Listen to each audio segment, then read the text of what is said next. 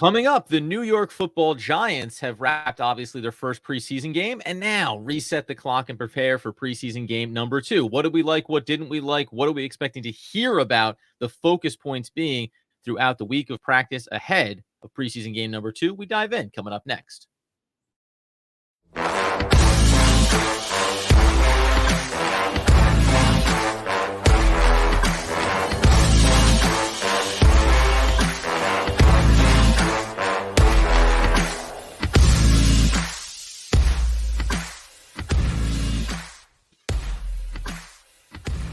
Yes, my friends, it is OGP, the One Giant Podcast, where, of course, we are your host over here, Adam Armbrecht, breaking down the Brooklyn Nets and the Locked On Nets podcast and your New Jersey Devils on the Devils Puck Luck podcast. Joined, as always, by the generational season ticket holder, the healthy, wealthy, and wise, Mr. Andrew Makowitz. How are we starting on Monday? Adam, feeling good, doing good. Football's underway. We talked about it last week, whether or not preseason feels like the regular season. Yeah, the first game felt a little bit like a snooze fest. I'm still waiting to see some of these roster battles come out. How are you doing, my friend? Dude, I'm crushing it, honestly. Building towards everything. Giants season's going to kick off. The Devils podcast is doing its thing, man. But I wish I had more interesting things to talk about. Although I did spend a little bit of time on the Delaware River over the weekend, which certainly was a nice reprieve from some of the grind, which is what we're grinding on right now. The preseason game happens on Friday night, like you said. We didn't expect a ton out of it. Didn't get a lot of the starters. And the most interesting thing you can take away is just where some of these position groups stand and where some of the depth stands for the New York Football Giants. If we go positive first here, the secondary, right? Pinnock already having a good camp, comes out and shows that he's going to keep having a good camp and a good potentially upcoming season. We know what McKinney's going to give us, even though he's not going to be out there for reps this preseason. And then you look at Dane Belton. And Dane Belton comes up, like in the joint practices, they call it a strip fumble. It's not a fumble, man. He grabs the loaf of bread and takes it the other way, comes up with an errant pass interception in this one too. Secondary, that just looks like a group that is ready to be exciting, dynamic, playmaking. And you got 3 guys in that room that it looks like they're really going to complement one another from a skill set standpoint.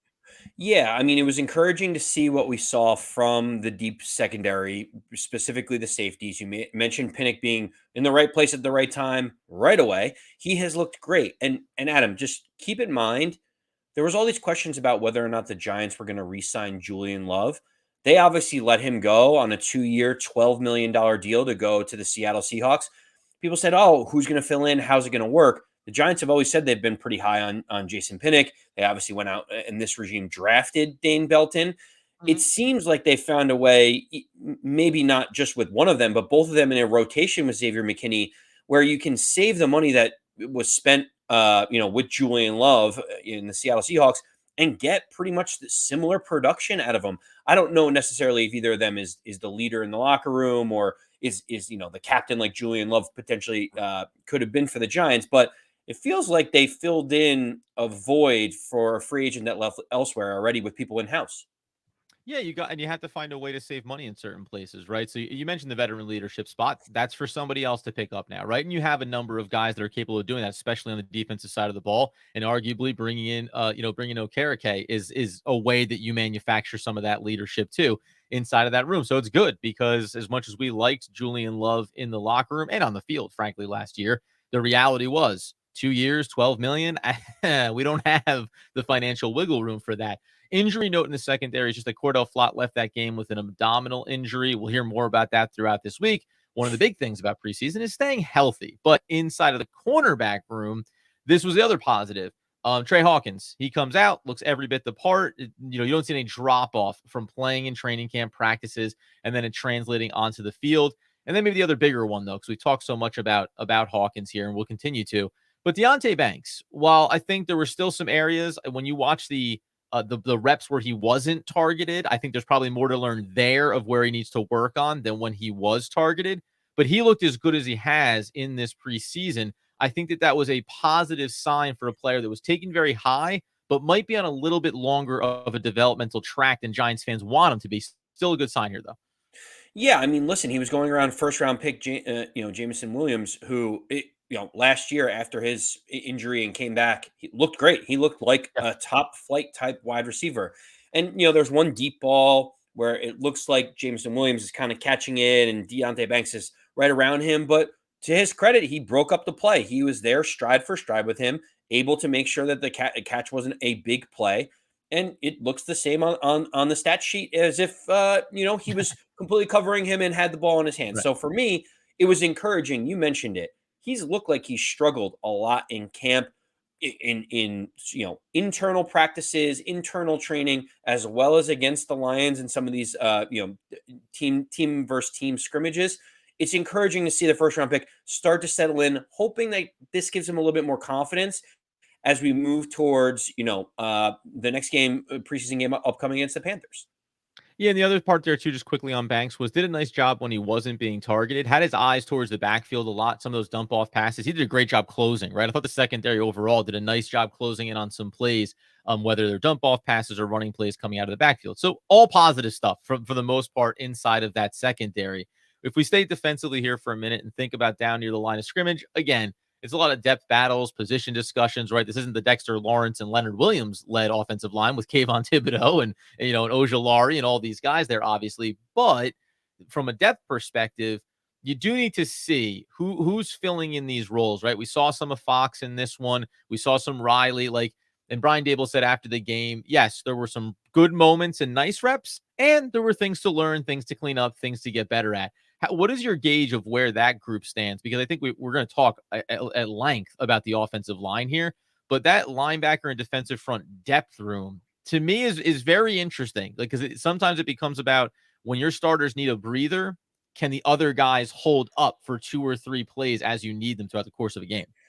I mean, you're talking about linebacker depth and the Giants looking decent. When was the last time you've ever uttered those two words together? Like the Giants, ever since Antonio Pierce hasn't been here, have always felt like we're one linebacker short. Whether it's inside linebacker, Mike, whatever it may be. The Giants look decent, and again, preseason games you take with a grain of salt. But if it looks like Darian Beavers is going to be the starter, in that one position that we think is up for grabs, Micah McFadden looked great as a rotational piece Yeah. inside. Like he looked like he's taking his opportunity and saying, I want to be on the field for long stretches. Deontay Johnson also looked pretty good. Mhm. The Giants look like their depth is helping them at the linebacker position. It also helps when you go out and you sign one of the better free agent linebackers in the market to push some of these depth pieces down on the depth chart. But overall, I think the linebacking group looked good. And I'm excited to feel like that isn't the shakiest part of the defense anymore. We finally have some strength up the middle. Yeah, and when you think about areas that you expect him to work on throughout the course of camp, obviously under Wink Martindale, we know there's going to be blitz packages, there's going to be pressure being brought there, spatial awareness, especially when it comes to shifting into some zone coverages. There were a lot of those pockets where it felt like as the play broke down, as they didn't maintain contain there on the defensive line, all of a sudden those little 7 to 12 yard kind of areas became very open. So the closing speed for this defense matters. Micah McFadden, one of the faster guys among them. Go ahead. Yeah, no, I was just going to say, and all of those positives on the defensive side of the ball, we probably need to talk a little bit about just a couple of the challenge areas where I think the Giants Mhm. struggled, on defense. Obviously, you look at a guy like Rodarius Williams; he did not look good while he was out there. That one hurts my soul because I still have this unwavering belief that he can be a rotational piece for the Giants, but certainly didn't look like that against the Lions. And, we talk about the linebacking position. We're seeing guys kind of perform. Cam Brown also didn't look all that great in there. Yeah. We talked about seeing guys like Zion Gilbert, all these different cornerbacks that we're hoping that one emerges. He also struggled a little bit. It looks like some of those fringe guys that are getting opportunities are not really taking them by storm the way that someone like Dane Belton did in his limited action.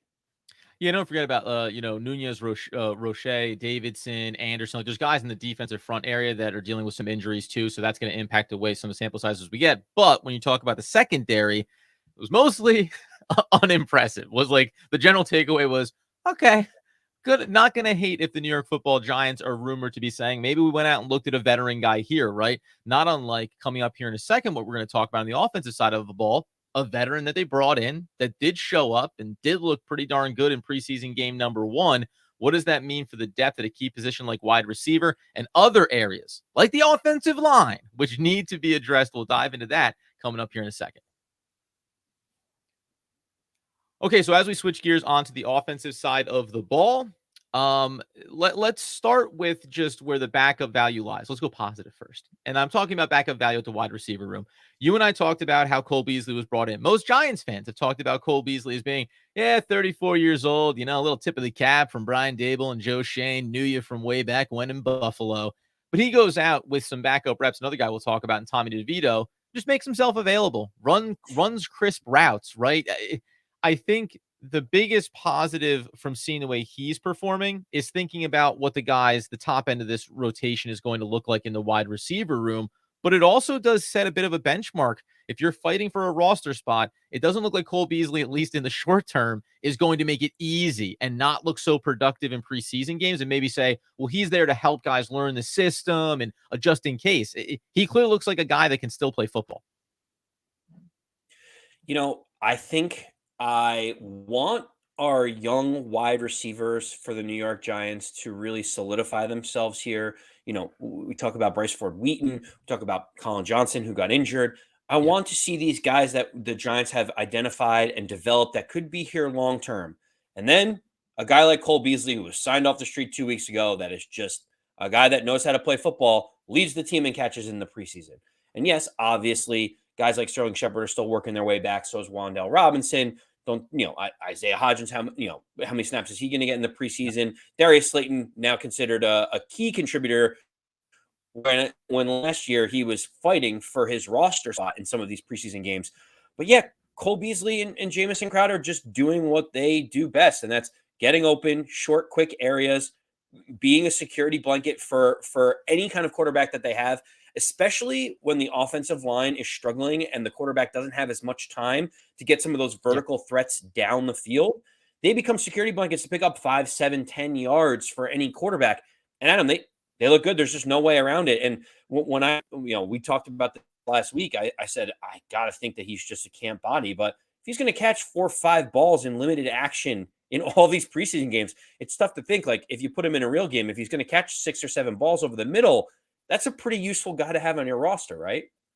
And you mentioned it's about being consistent, right? Like, we understand we're going to talk about the offensive line. If it's going to break down at times, Daniel Jones is going to need an outlet. So, by the way, my, heartthrob from last season, Khalil Pimpleton, this guy's got no shot to be inside of this rotation with a number of small, speedy, shifty receivers, including a veteran like Beasley. It still remains to be seen here, I think, like, even with Jamison Crowder, you mentioned him too. I think it's easy for veteran wide receivers to look good in a preseason game, right? Because they know this, they know the routes, they know where they're supposed to be. They're playing against, arguably, right? They're playing against guys that are fighting for roster spots that may be younger at the NFL level. They've been around, so I think it's easy for them to flash. My real question becomes here, it's like, are these guys showcasing something that affords the Giants to make a different decision around another receiver or around finding a way to make a trade potentially that is attractive for another roster? At worst, for Cole Beasley, putting tape on film if he wants to continue playing, whether it's with the Giants or somewhere else. Quick tip of the cap here in speaking about that. To one, Tommy DeVito. And then we're going to mention something else that's also a problem, which leads to the offensive line. Don't worry, we're teasing the worst part of this episode, which is the offensive line depth. But Tommy DeVito comes out, and again, preseason game. But I think there were real questions about when he was drafted. What's it going to look like? To me, when you go back and look at a guy that went 15 to 24, 155 yards, as you mentioned, you did a great job using Beasley. Also did an excellent job on that touch pass over the top to Sweeney for the touchdown. Like, he showed a nice little bit of poise in the pocket. Also showed that he can take a hit because he got absolutely engulfed time and time again. I like the idea that while not this year, Tommy DeVito may be lining himself up to be that consistent backup presence for the long term because Tyrod Taylor's in the final year of his contract, and we know that he's not going to be here long term. So it was nice to see a kid that maybe people don't have a ton of confidence or thinking there's a real upside to him. Showed up and played well. Good for him. Yeah, and a little behind the scenes, I am a Syracuse Orange graduate, and Tommy Here we go. DeVito was the quarterback for Here multiple we go. years at Syracuse. Talk about Syracuse. Transferred his last season to get more playing time at the University of Mhm. Illinois. But I have seen Tommy DeVito play for many, many years. I've known about Tommy DeVito for a while. This is exactly the type of player that he is. He is a confident guy. He is a tough guy. He's a Jersey guy, Don Bosco prep. Like, this is exactly what I expected to see from him. He is going to try to push the ball down the field if he gets time and make plays. It was encouraging to think about. a undrafted type of guy coming in, making an impact, having a potential ability to make the roster. Remember there is the ability to have 3 quarterbacks on the active roster this year without the third counting as a roster spot, I think, just because they don't want to get into these messes like they did in San Francisco and other places like in the playoffs. Mm-hmm. Tommy DeVito has an opportunity to make the practice squad, though. I think he's going to Yeah. get all of these reps in these preseason games. They're probably going to have Daniel Jones play one half of one of the last preseason games. Tyrod Taylor, you know what he is. He's a known commodity at this point. May as well give the young guy as many reps as possible, as long as he's able to distribute the ball and get some of these other guys looks to see if they're worthy of a roster spot as well. Another guy that made himself available downfield for a nice chunk play was David Sills. And I'm just going to put this out here as like the dark horse kind of guy to root for, who just follows, as we said in years past, follows Daniel Jones around in the offseason like a little puppy dog. Remember, with the injury to Colin Johnson, Ford Wheaton, I think we like him, but I think he's destined for the practice squad, at least in the short term, right? Still developing. David Sills would be the model of guy to have one more bigger receiver, right, behind Isaiah Hodgins, behind Darius Slayton. We know the Waller's there now. Let's see him continue to look productive. I mean, can you pin him for a guy that could explode? I think you and I thought about him as being a guy that maybe could show up the way ultimately Isaiah Hodgins did last year, right? Like all of a sudden, this guy off a practice squad comes out of nowhere. I'd like to see him at least be on this roster, whether it's on the most likely on the practice squad. I think he's a good body to have there, especially when you look at other players who've had injuries and have struggled to stay healthy at that spot. Last note here, leading into, yes, the offensive line. There wasn't a lot of running going on in this football game for the New York Football Giants, and that can be by design because you're trying to figure out a lot of other things. But Jashaun Corbin has one big running play in this game that he breaks off. It was nice to see for him, 33 yards. Other than that, that's it. Like there's nothing else happened here. James Robinson, 6 carries for 9 yards. Eric Gray, who had some work on special teams as well, 9 yards on 5 carries for him. A little bit of scrambling from the quarterbacks. Like that's it. And it leads us to the offensive line discussion, right? This was about as bad of a sample size from a depth perspective that you could have wanted to see for a preseason game for the Giants. Schmitz, look out. He's the starting center. Love to see it. He's going to be great. Everything else is this wide open indication that the Giants still have a ton to figure out when it comes to securing not just the depth for this offensive line, but the consistent starters on the interior as well. Adam, it wasn't good. I mean, there's just no other way around it. The offensive line depth is a huge concern. Now, the good news is a lot of the players that you see out there either aren't going to be on this roster or might not even be taking up roster spots. But Right. the problem is guys like Wyatt Davis, maybe playing out of position, didn't matter, didn't look good either way. Corey Cunningham, does he have an opportunity to be a depth tackle piece? I don't know. Didn't look very good, Adam. There was not any redeeming thing on the offensive tackle position to give Tommy DeVito a chance, to give some of these wide receivers downfield a chance. It was not good. You mentioned the run game didn't get going. I don't know if it was that the running backs weren't doing their job. Like Eric Gray looked like he was trying to make explosive plays, 1.8 yards per carry. It felt like he was getting grabbed before he even had the ball from Tommy DeVito at some point. And so for me, it's tough. You look at James Robinson's numbers. No one other than Tommy DeVito and Jashaun Corbin had a rush of over 6 yards. So right. It just was not there. And a lot of this has to do with the offensive line. You mentioned up the middle, we feel good.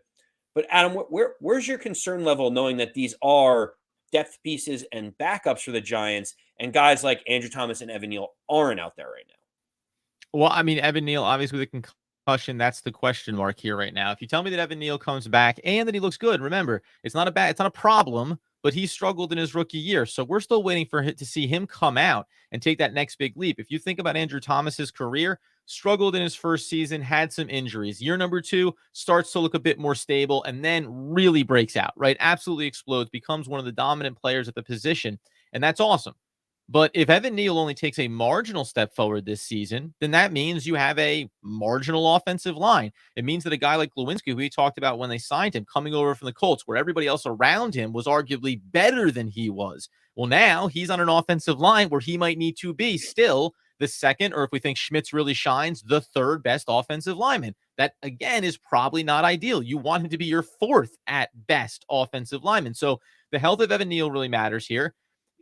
Gosh darn it, Matt Peart comes out and looks like pretty good for a little while, but then does what Matt Peart does and just gives you the sample where you go, boy. Like he just does not look like he's a guy that from a depth perspective you can rely on. And that's my problem and my concern here is none of these guys, you don't have to show me that you're capable of being a starter, but you're going to be on a depth for us. No, but you need to be able to give fill-in reps. And right now it doesn't look like any of these guys that you're naming have that ability to say, we just need you to go out there for 2 reps while we retape an ankle. That could be Daniel Jones getting absolutely crushed in the backfield for an 8-yard loss.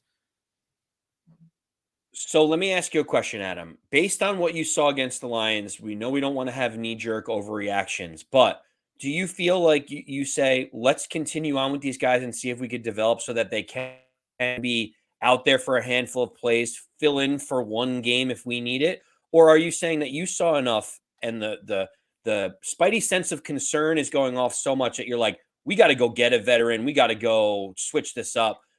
These are backup fringe guys. Do we need to already look for alternatives outside of people like Corey Cunningham and Wyatt Davis?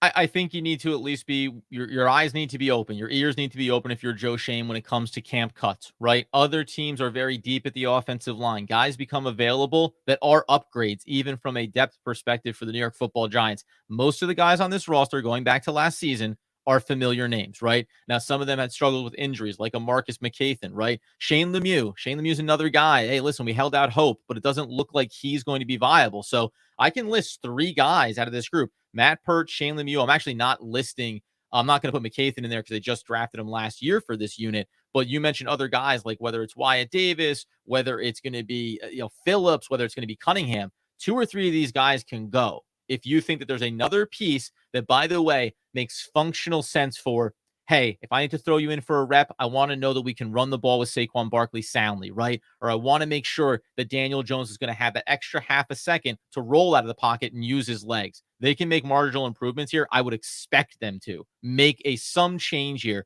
for the depth of this offensive line over the next couple of weeks. Yeah, I'm kind of in the same boat as you, Adam. I don't trust any of them right now. We have not seen consistency from Matt Peart. You mentioned before, Corey Yep. Cunningham didn't look great. Wyatt Davis obviously playing a little bit out of position. Don't know how long he is for this roster. I do think the Giants have to bring in some other people. There's got to be some other guys coming in for a visit, doing a little bit of training, seeing what they got, because if Evan Neal gets a concussion or he gets an ankle injury that he's out for 3 weeks, like if we can't keep Daniel Jones upright, we're going to go 0-3, and it puts the season at risk. You have to have a serviceable guy at these tackle positions, or else it all falls apart. I think we give them one more game against the Carolina Panthers to be able to sort this out and at least get some semblance of protection around the quarterback and to be able to move the ball a little bit in the run game. And at the end of the day, my friend, when we talk about this team, and you mentioned the week ahead here, you have to look at these spots and make definitive decisions about it. Remember, the offensive line, yes, Bredesen has showed himself to be versatile. Is Azudu ready for a role officially inside of this offensive line? Glowinski, Schmitz, like there still are question marks here. It's remained kind of the question mark. The future is brighter for the starting offensive unit for this team. The Giants' new regime has done a much better job of trying to correct this quickly as opposed to under Dave Gettleman. But it still has to get done here. We didn't even get to, by the way, the special teams for the New York Football Giants, which certainly have some question marks there. Holdover coach from previous years. Have to wonder what's going on there. Dable brushed that aside. We'll see. Eric Gray got some reps at punt return as well. So there's a lot of narratives throughout this week that we're going to talk about in terms of positional battles, depth battles, special teams, and how certain guys can carve out roles for themselves. Overall, preseason game number 1. Not taking away, not getting too high, not getting too low, staying right there in the meaty part of the curve. We'll be back again in the middle of the week to talk about injury updates and any other news. And Andy, let's go ahead and do a little homework. Offensive line depth. Who are players out there around the league that could be cut candidates for other teams that the New York Football Giants should keep an eye on? Until next time, though. Get us on YouTube. Get us on social media at One Giant Podcast, at AndyMac214, and at Adam Armbrecht over on Twitter. And as Andy Makowitz would want, need, and nay, demand the people know. As always, let's go Big Blue.